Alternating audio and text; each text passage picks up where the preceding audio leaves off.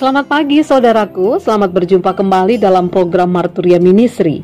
Hari ini kita boleh merasakan kembali penyertaan dan pemeliharaan Tuhan dengan keberadaan yang boleh diberkati oleh Allah dalam usia yang baru. Bagi saudara-saudara kekasih kita yang boleh mengucap syukur karena Tuhan memperkenankan kembali kehidupan, secara khusus bagi anak Tensuk Hiraya Ernest Beryl, Bapak Rensi Moses Hutauruk, Bapak Sukadame Batee, Bapak Priyatno, anak kekasih Audrey S.A. Sumampau, dan Ibu Ana Paini dari Pospel Wehandop. Kami mengucapkan selamat merayakan pertambahan usia. Tuhan Yesus memberkati dan menyempurnakan sukacita Bapak Ibu Saudara sekalian.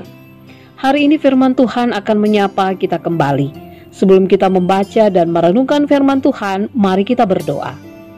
Tuhan Yesus yang mengasihi kami mengucap syukur untuk firman-Mu yang selalu berbicara dalam kehidupan kami.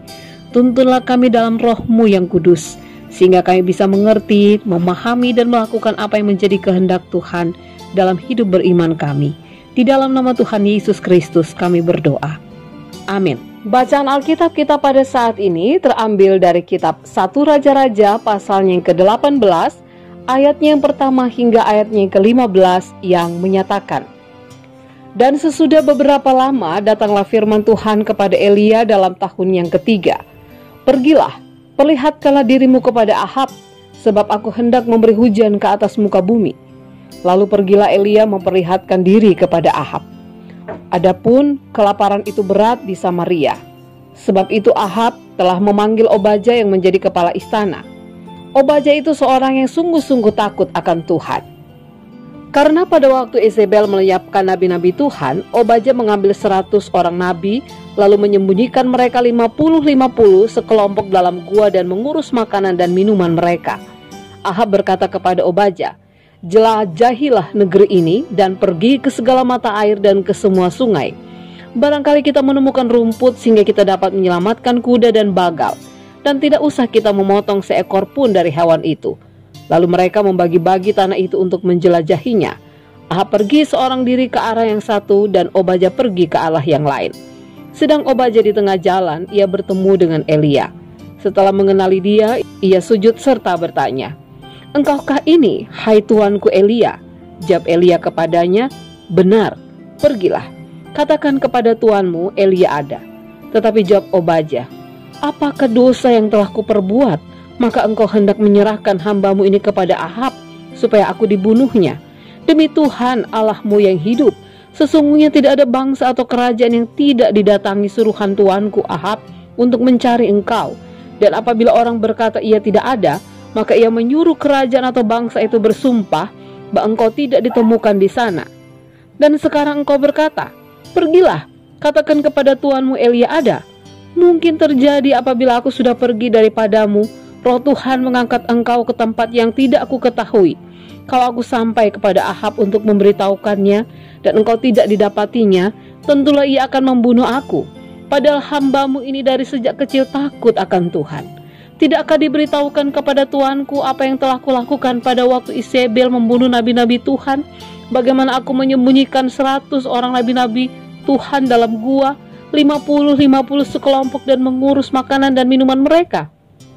Dan sekarang, mengapa engkau ini berkata, pergilah, katakan kepada tuanmu Elia ada. Ia pasti akan membunuh aku."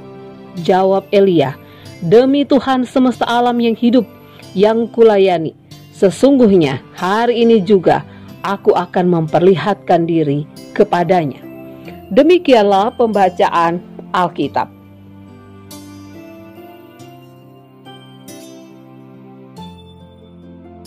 Firman Tuhan saat ini menjelaskan tentang Obaja sebagai kepala istana yang takut akan Tuhan.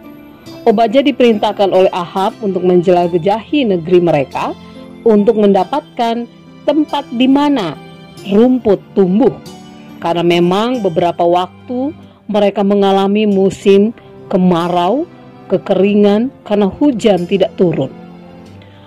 Dalam perjalanannya, Obaja berjumpa dengan Elia. Ada rasa senang namun juga rasa takut ketika Elia menyuruh Obaja menjumpai Ahab dan mengatakan bahwa Elia ada. Kecemasan atau kekhawatiran Obadya adalah jangan sampai ketika ia mengatakan kepada Ahab bahwa Elia ada, namun Elia tidak ada, karena roh Tuhan mungkin mengangkat Elia ke tempat di mana tidak diketahui oleh Obadya. Obadya cemas karena jangan sampai Obadya dibunuh, karena ia pernah melakukan sebuah tindakan dengan melindungi atau menyembunyikan para nabi di sebuah gua dan memberi mereka makan dan minum.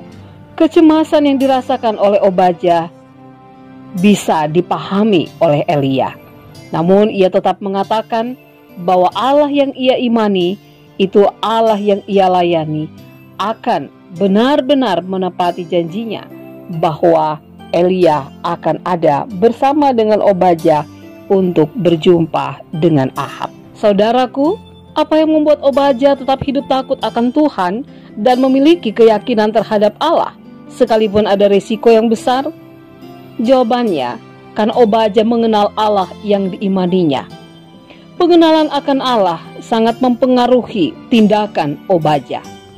Karena itu, mari terus hidup dalam pengenalan yang benar tentang Allah yang kita imani melalui tuntunan Roh Kudus, sehingga segala kekhawatiran atau kecemasan kita dapat digantikan dengan keyakinan yang teguh bahwa Allah sanggup memelihara kehidupan kita. Amin. Bapak Ibu Saudara yang kekasih, mari kita berdoa. Tuhan Yesus yang mengasihi kami mengucap syukur kepada untuk firman-Mu yang meneguhkan kami kembali. Dikala kami merasa khawatir, cemas tentang kehidupan kami, biarlah kami selalu dikuatkan oleh firman-Mu yang meyakinkan kami.